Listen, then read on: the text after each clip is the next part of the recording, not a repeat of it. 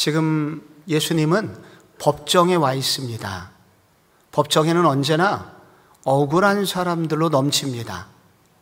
법정의 한편에서는 이 사람은 죽을 죄를 지은 사람입니다 라는 검사가 그의 죄를 고발하는 건너편의 모습이 있는가 하면, 또 다른 건너편의 피고석에서는 나는 억울합니다 하면서 머리를 쥐어뜯기도 하고, 그리고 고대에서는 그 앞에 있는 책상에 머리를 찍거나 아니면 흙바닥에 뒹굴면서 나는 죄가 없다고,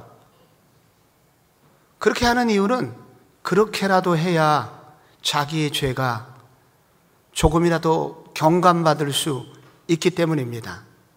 그런데 예수님께서 마지막 날 새벽, 저희들이 지금 예수님의 마지막 12시간을 지금 묵상을 하고 있는데, 예수님께서 약 새벽 3시경에 대제사장 무리들 앞에서, 소위 사내들인 공회 앞에서 새벽에, 그 한 칠흑 같은 새벽에 재판을 받으십니다. 그리고 베드로의 부인 사건이 있었고, 그리고 연이어서 그 재판이 빌라도 재판으로 넘겨지게 됩니다. 예수님께서 새벽에 이제 재판을, 그 짧은 시간에 몇 차례 불법 재판을 받으십니다. 그 재판의 한 대목을 여러분하고 제가 오늘 새벽에 읽은 것입니다. 그러니까 오늘 우리가 읽은 본문은 예수님이 그 새벽에 두 번째 재판, 아마도 오늘 우리가 새벽에 여러분이 나오셨을 정도 시각에 예수님의 두 번째 재판이 진행되었던 것 같습니다. 그런데 이 재판에서 그 당시 1세기의 재판에서 볼 수 없는 장면이 소개됩니다. 피고석에 앉아있는 예수님이 아무 말씀도 하지 않는 것입니다. 억울하다고 머리를 쥐어 뜯는 그런 모습도 없었고, 가슴을 치거나 땅바닥에 뒹굴거나 그러지 않으셨습니다. 오늘 우리가 읽은 본문을 보면 그 재판은, 그 피고석에 있는 피고인은 매우 조용했습니다. 마지막 구절에 그렇게 되어 있죠. 여러분 읽은, 다시 아무 말씀으로 대답하지 아니하시니 빌라도가 놀랍게 여기더라. 앞에도 아무 얘기도 안 하셨고, 그리고 마지막까지 예수님이 침묵하셨다고 합니다. 왜 예수님은 침묵하셨을까요? 한마디만 하셔도 그의 죄가 경감됐을 텐데 왜 그런 아무 말씀도 하지 않으셨을까요? 본문에는, 이 본문만 읽어서는 그 이유가 다 나오질 않습니다. 그런데 예수님이 이렇게 하신 것은 바로 이 마가복음을 둘러싸고 있는 앞에 나오는 마가의 앞에 본문을 읽어보면 그분이 왜 침묵하셨는지가 나옵니다. 우선 예수님은 오늘만 침묵하신 게 아닙니다. 이분은 정기적으로 침묵의 시간을 가져오셨습니다. 결정적인 시간에 침묵의 시간을 가져오셨습니다. 그 침묵을 통해서 예수님이, 그 침묵은 예수님의 일종의 습관처럼 예수님은 때가 되면 중요한 타이밍에 침묵의 시간을 가지셨습니다. 그것은 먼저 하나님과의 교제 때문이었습니다. 마가복음 1장에 보시면은 예수님이 하루 종일 어떤 일이 있었는지 하루에 빽빽한 스케줄이 나옵니다.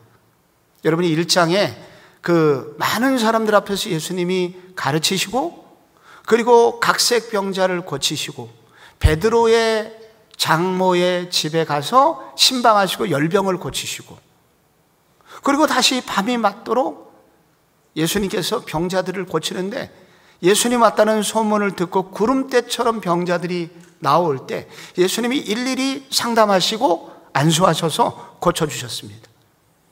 그래서 아마도 밤 12시가 넘어서 주무셨을 것 같은데, 그 다음날 예수님이 하신 일이 있습니다.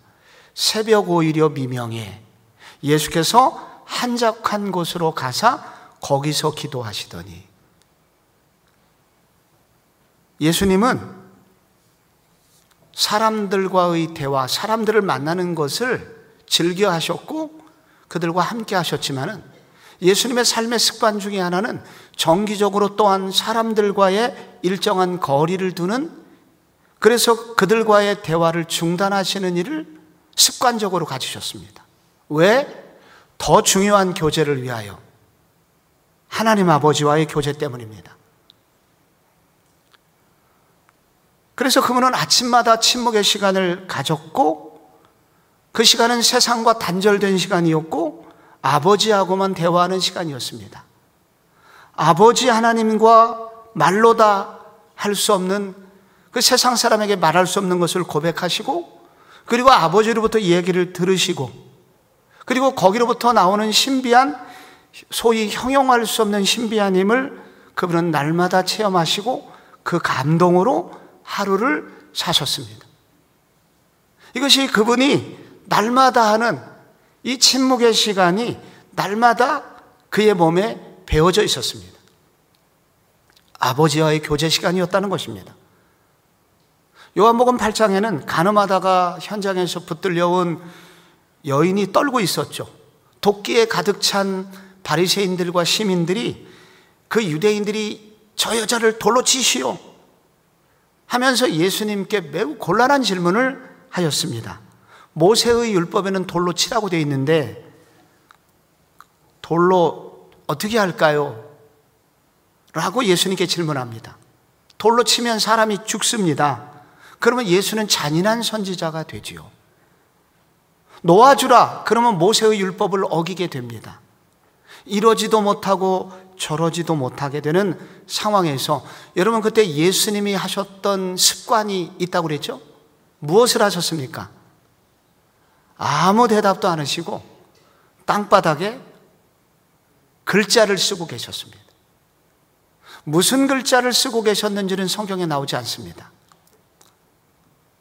아무하고도 말하지 않으시고 조용히 그냥 글자를 썼습니다. 오늘로 말하면 큐티 노트를 쓰신 것처럼. 그때 무슨 일이 생겼을까요? 거기서 사람으로서는 전혀 상상할 수 없는 놀라운 명답이 나옵니다. 뭐라고 그러셨어요? 너희 중에 죄 없는 자가 저 여인을 돌로 치라. 그래서 그들은 돌을 다 내려놓고 떠나게 되죠. 예수님은 정기적인 날마다의 일정한 침묵의 시간을 가지셨습니다. 그 침묵을 통해서 세상으로서는 얻을 수 없는 놀라운 지혜의 말씀이 그에게 비축되셨고, 그 지혜의 말씀으로 사람들을 가르치신 겁니다. 우리가 사람들을 만나는 건 좋은데, 우리가 사람들이 우리 가운데 주는 것도 있지만은 뺏어가는 것이 있습니다. 우리의 에너지를 뺏어갑니다. 우리도 모르는 사이에 우리의 마음의 에너지가 그쪽으로 흘러가게 됩니다. 그리고 그로부터 좋은 얘기만 듣는 것이 아니라, 에너지가 오는 것이 아니라 때로는 분노도 오고 시기도 오고, 그리고 악한 그분의 감정이 내게 오면서 나도 모르게 전이가 됩니다. 그런 감정들이. 그래서 주님은 이와 같은 모든 많은 사람들에게 주어야 되는 그 사랑을 주시기 위해서 그분은 정기적으로 침묵하셨고 하나님 아버지와 교제하시면서 깊은 교제 가운데 들어가셨다는 것입니다. 예수님의 이와 같은 침묵은 아버지로부터 교제하면서 힘을 얻는 통로가 되기도 했지만, 세상의 유혹을 이기는 능력이 되기도 했습니다. 예수님도 사람의 몸을 입으셨기 때문에 이게 인성을 입으셨다고 하죠. 예수님도 편하게 살고 싶은 마음이 있으셨습니다. 십자가에서 못 박혀 죽으시고 싶은 생각 없었습니다. 그래서 이 패션 오브 크라이스트 영화에 주일날은 화면에 나가지 않았지만 청년들이 특송을 3부 때 하고, 이제 뒷부분에 다시 패션 오브 크라이스트를 특송하는 팀이 그걸 준비해서 틀어줬는데, 예수님이 십자가에서 못 박힐 때 십자가에서 오른손을 이 로마 군인들이 그 굵은 대목을 거기서 박으려고 할 때 예수님이 그 장면을 보시고 고개를 또한 돌리십니다. 그 예수님도 아프기 싫으셨던 겁니다. 그래서 세상에서 편하게 살고 싶은 유혹이 얼마든지 있으셨습니다. 그런데 이 본인의 세상에 대한 유혹, 편하고 싶은 유혹을 버리고 하나님이 예수님께 맡기신 사명을 감당할 수 있는 힘이 바로 이런 침묵에서 나왔습니다. 이 바로 마가복음 앞에 6장에 보면은 예수님이 오병이어의 기적을 일으키십니다. 사람들이 난리가 났습니다. 이분이야말로 우리의 메시아고 왕으로 추대해야 된다고. 그분이 바로 메시아라고. 그런데 마가복음 6장 45절에 이런 구절이 나옵니다. 예수께서 즉시 제자들을 재촉하사 배 타고 건너편으로 가사 거기서 밤이 맞도록 기도하셨다고 나옵니다. 예수님은 세상의 유혹을 받으셨습니다. 그런데 그런 세상의 유혹을 이길 수 있는 힘은 이분의 정기적인 침묵이었습니다. 주님과의 만남을 통해서 세상을 이길 힘을 얻게 되었던 것입니다. 성도가 도대체 어디로부터 세상을 이길 힘을 얻을 수 있겠습니까? 도대체 우리는 무슨 힘으로 세상을 살 수 있겠습니까? 예수님으로부터 답이 있습니다. 그래서 우리에게도 정기적인 침묵이 있어야 됩니다. 정기적으로 세상과 끊고 오직 주님과만 만나는 시간이 있어야 됩니다. 그래서 적어도 이 고난주간이 필요한 이유는 뭐냐면 적어도 한 주간만큼이라도 우리가 예수님을 닮아 보고자 하는 결단들을 위하여 초대교회 때부터 지금까지 이 정기적인 전통적인 교회사의 고난주간에 이와 같은 기도회도 있고 금식 기도가 있는 것입니다. 고난주간이 되면 많은 성도들이 금식을 했습니다. 금식을 하면 자동적으로 오는 게 있습니다. 배가 고픕니다. 정말 먹고 싶은데 그래서 온통 예수님 생각보다는 빵 생각이 나고 그동안 평소에 별로 관심이 없었던 음식들이 막 떠오릅니다. 그런데 그런 금식의 시간이 우리한테 도움을 주는 게 있습니다. 그것은 바로 세상과 잠시 단절하는 시간을 줌으로써 그래서 세상으로부터 오는 영향을 받지 않도록 잠시라도 우리를 보호를 해줍니다. 세상의 유혹이 거세게 밀려올 때 이길 수 있는 방법은 정기적인 단식이 됩니다. 그래서 오늘 우리가 해야 될 단식이 있다면 음식도 끊어야 되지만 적어도 우리는 세상으로부터 무섭게 밀려오고 있는 세상의 유혹을 끊기 위하여 문화적 단식을 해야 됩니다. 조금이라도 인터넷을 좀 시간을 줄이고 텔레비전 시간도 좀 줄이고 그리고 내가 즐겨보던 유튜브도 끊고 이걸 안 봐도 그동안 살아왔습니다. 우리가. 그리고 우리가 안 본다고 해서 세상이 안 돌아가는 거 아닙니다. 잘 돌아갑니다. 그런데 그런 것들이 우리 속에 침투에 들어와서 우리 속에 파고 들어와서 우리의 주인 노릇을 합니다. 내가 그를 끌고 가는 게 아니라 그것에 의해서 내가 끌려갑니다. 그리고 유튜브의 시각으로 세상을 봅니다. 그래서 사람들이 점점 교인들도 성경으로부터 얻은 시각으로 세상을 보는 게 아니라 유튜브에 누가 이렇게 얘기했다고 하면서 그거 따라가야 된다고 얘기합니다. 그래서 많은 사람들은 유튜버에 의해서 조종되고 그의 삶이 조작되는 삶을 살게 되는 것입니다. 어떻게 해야 될까요? 정기적으로 침묵해야 됩니다. 정기적으로 끊어내야 됩니다. 그걸 몰아내고 주님이 내게 무엇을 말씀하시는지 주님의 시각은 무엇인지 그렇게 될 때 우리의 주인이 내 내면의 주인이 진짜 예수 그리스도가 되시고 그 그리스도에 의해서 주인 되신 그리스도에 의해서 우리의 삶은 사라지게 되는 것입니다. 오늘 이 예수님의 정기적인 침묵이 우리를 살린다. 주님은 이것을 우리 영적 후손들에게 알려주시기를 원하셨던 것입니다. 그러나 한 걸음 더 나가서 이것은 거기서 끝나지 않습니다. 예수님의 침묵은 우리를 향한 절대적 사랑 때문입니다. 레위기에 나오는 어린 양처럼 예수님은 죽기로 결정하시고 이 땅에 오신 분입니다. 예수님이 제물이 되셔야 구약의 레위기에 나오는 제사법에 따라서 어린 양이나 소에게 안수기도를 하고 그 제물이 죽어야, 그래서 백성들의 죄가 사해졌듯이 예수님께서 죄인들의 죄를 다 짊어지고 죽으셔야 우리들의 죄가 용서될 수 있음을 아셨기에 예수님은 제물이 되시기로 작정하셨습니다. 그래서 침묵하신 것입니다. 구약의 제물은 소 혹은 양이었습니다. 이 두 짐승의 공통점이 있습니다. 죽음 앞에서 침묵한다는 것입니다. 일체의 변명이나 반항이 없습니다. 여러분, 도살장에 끌려간 소나 그리고 양은 조용히 죽습니다. 요동치는 법이 없어요. 그것이 이 두 짐승의 특징입니다. 그래서 이사야 53장 7절이 이것을 정확히 기록합니다. 그가 곤욕을 당하여 괴로울 때에도 그의 입을 열지 아니하였으며 마치 도수장으로 끌려가는 어린 양과 털 깎는 자 앞에서 잠잠한 양같이 그의 입을 열지 아니하였도다. 그분이 침묵하신 이유는 그분이 제물이 되시기 위해서였습니다.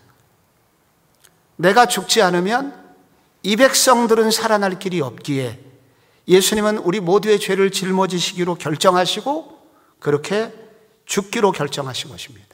제물 되시기 위해서 침묵하신 것입니다. 그런데 예수님은 침묵의 와중에 완전한 침묵을 하신 것은 아닙니다. 딱 한 말씀을 하십니다. 딱 한 말씀. 그게 2절입니다. 빌라도가 묻되 내가 유대인의 왕이냐? 예수께서 대답하여 이르시되 내 말이 옳도다. 네가 유대인의 왕이냐? 이게 원문에는 이게 에고 에임이라고, 영어로는 I am입니다. 네가 유대인의 왕이냐? Yes, I am. I am. 내가 바로 그 사람이다. 이게 딱 한마디만 예수님이 답변하시고 예수님이 침묵하셨습니다. 근데 여기서 침묵을 완전히 하시지 않으시고 왜 이 한마디를 하신 것일까? 내가 바로 유대인의 왕이다 라고 인정하는 한마디를 왜 하신 것일까?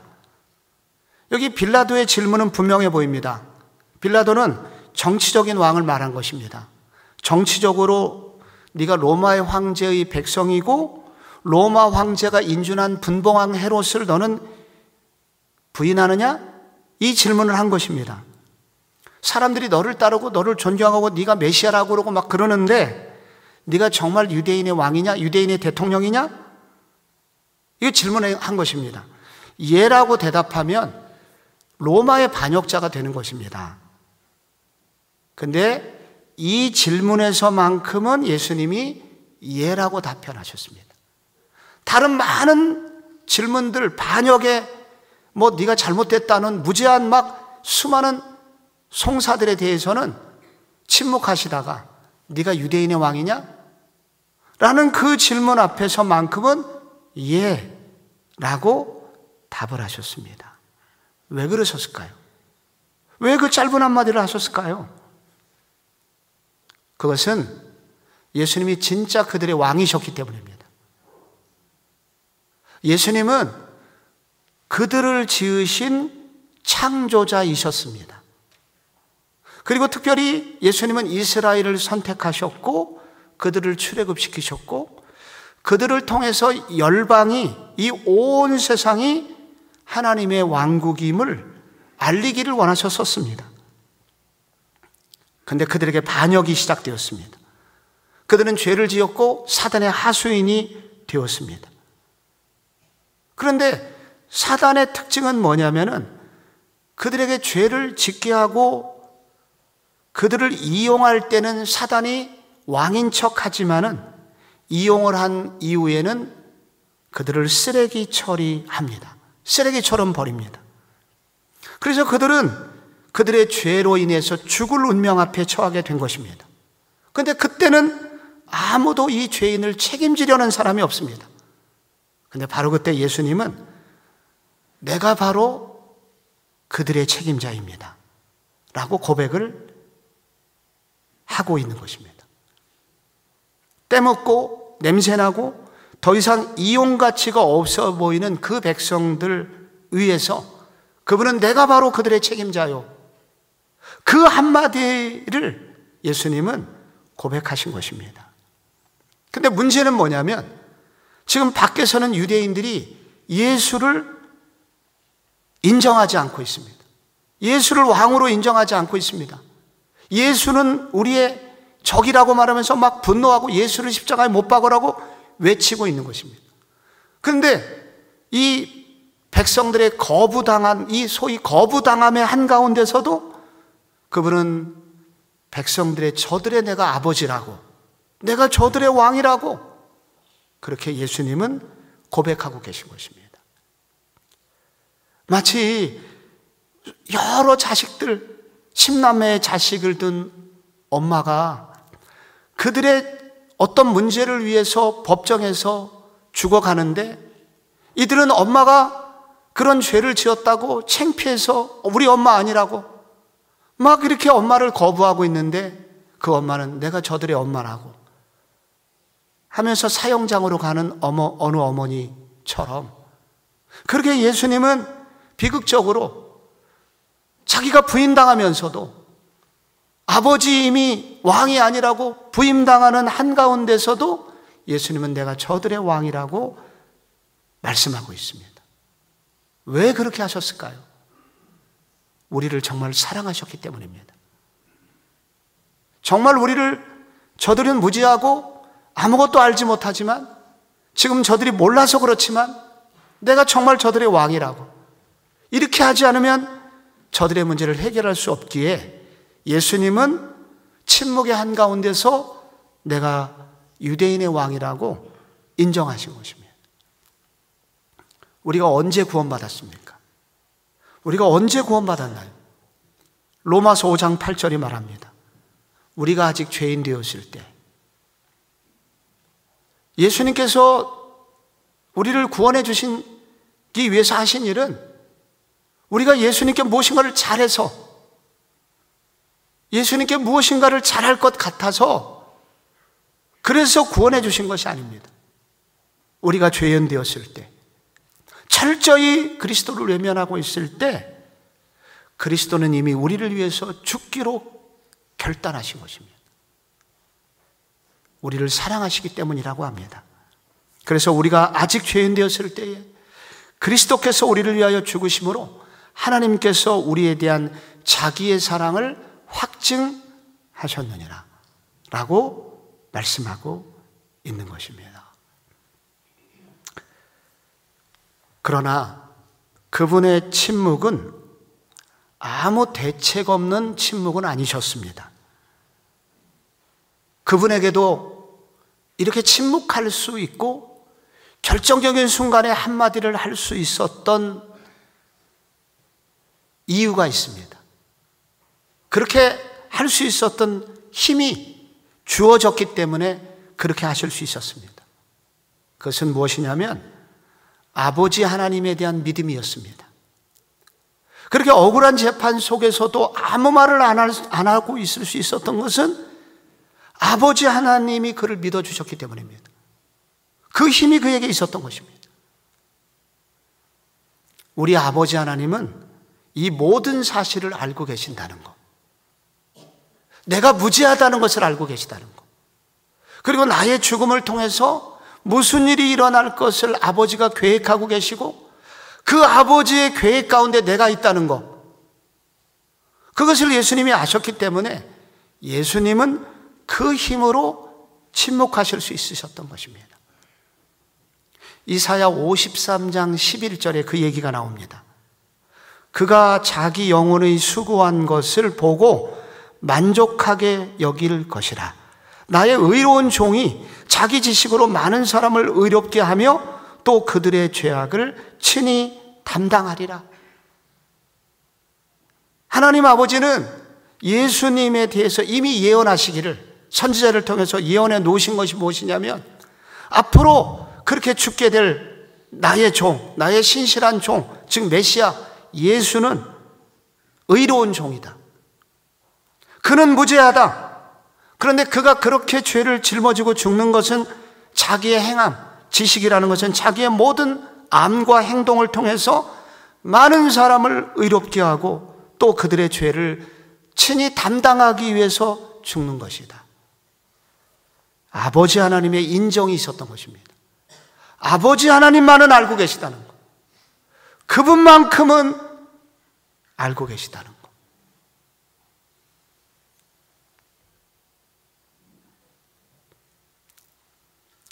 내 친구 목사님이 저한테 해준 얘기입니다. 토요일 날 설교 준비 막 하고 있는데 밖에서 그 5살짜리 딸과 3살짜리 아들이 막 서로 막 싸우고 있습니다. 물건 갖고 막 싸우고 있습니다. 그런데 이제 그때 설교를 막 준비하는데 막 목사님도 신경도 쓰이고 막 짜증도 나고 이걸 빨리 해결을 해야 되겠다는 생각이 들었습니다. 그런데 문득 그런 생각이 들더래요. 문득 저 5살짜리 누나인데 그도 사랑받아야 될 어린 나이인데 저 3살짜리 동생이 있어가지고 사랑을 뺏긴 것 같은 그런 생각이 갑자기 들더래요. 그래서 딸을 불렀다고 합니다. 그래서 설교하고 있는 서재방으로 그 딸을 오라고 그래갖고 딸한테 그랬답니다. 너 얼마나 동생 돌보느냐고 힘드냐고. 그리고 딸을 이렇게 안아주었다고 합니다. 그리고 이제 밖에 내보내서 이제 둘이 싸우지 말고 잘 지내라고 타이르고 이제 다시 말씀을 준비하려고 있는데 밖이 고요하더랍니다. 조용하면 불안하잖아요, 부모는. 막 시끄럽다가 조용하니까 이제 너무 불안한 겁니다. 그래서 문을 빼꼼히 열어봤더니 그 광경을 보고 이 목사님이 눈물이 왈칵 쏟아졌다고 그러더라고요.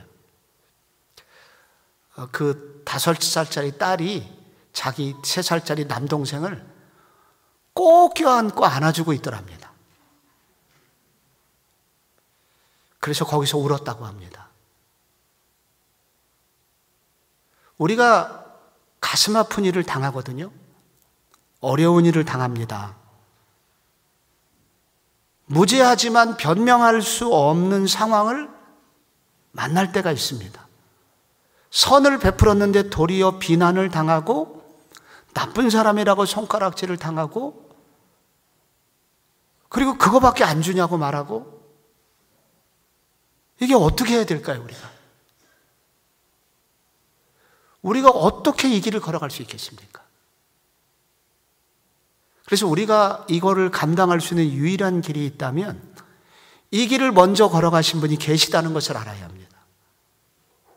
그 모든 아픔을 다 아시고 그리고 우리를 붙들어 주시는 그분이 계심을 알 때만 우리는 비로소 이 길을 걸어갈 수 있는 힘을 얻게 되는 것입니다. 주님이 우리를 알고 계십니다. 이런 아픔과 눈물을 다 겪어보셨기 때문에 이 주님은 우리의 눈물과 아픔을 알고 계십니다. 그래서 그가 시험을 받아 고난을 당하셨은즉 시험 받는 자들을 능히 도우실 수 있느니라 말씀하십니다. 성도 여러분, 고난주간에 그리스도 앞에 나오신 여러분 너무 잘하셨습니다. 우리는 이 그리스도의 은혜와 이 주님이 우리 주님이시기에 그분을 만남으로 우리도 이길 수 있는 힘을 얻게 됩니다. 그러려면 우리도 침묵의 시간을 가져야 됩니다. 오늘 하루 말수를 조금 줄이는 연습을 하면 좋겠습니다. 적어도 고난주간만큼이라도 세상과의 대화를 좀 줄였으면 좋겠습니다. 우리가 필수적으로 해야 되는 일이 있기 때문에 완전히 끊을 수는 없지만 미디어도 조금 줄이고, 내가 세상에서 좋아하던 것도 좀 줄이고, 만남도 좀 줄이고, 그리고 그 대신 우리 주님이 정기적으로 침묵의 시간을 통해서 하나님 아버지와 독대했던 것처럼 그 에너지를 가지고 주님을 만나는 시간을 늘려갔으면 좋겠습니다. 그리고 그 시간을 통해서 잠잠히 그분의 깊은 임재 가운데 좀 들어갔으면 좋겠습니다. 좀 이렇게 만날까 말까 감질나게 만나지 말고, 주일날 짧은 시간 예배를 드리면서 더 기도하고 싶은데 그렇게 일찍 가지 마시고, 적어도 이런 고난주간의 시간에 좀 시간을 좀 뚝 떼어서 주님의 그 사랑의 터치를 느낄 수 있을 때까지, 그 주님과의 정기적인 그 예수께서 만나셨던 하나님과의 만남처럼 우리도 그 일부만이라도 이번 고난주간 특세를 통해서 경험할 수 있는 그런 시간이 되었으면 좋겠습니다. 그때 주님의 임재도 맛보게 될 것이고, 그때 우리 속에 회복이 무엇인지도 알게 해주실 겁니다. 그리고 우리가 생각지도 못했던 하늘의 지혜도 얻게 되고, 세상을 이길 수 있는, 유혹도 이길 수 있는 힘도 생기게 될 것입니다. 오늘 그와 같은 임재가 여러분의 삶 가운데 충만하시기를 축원합니다.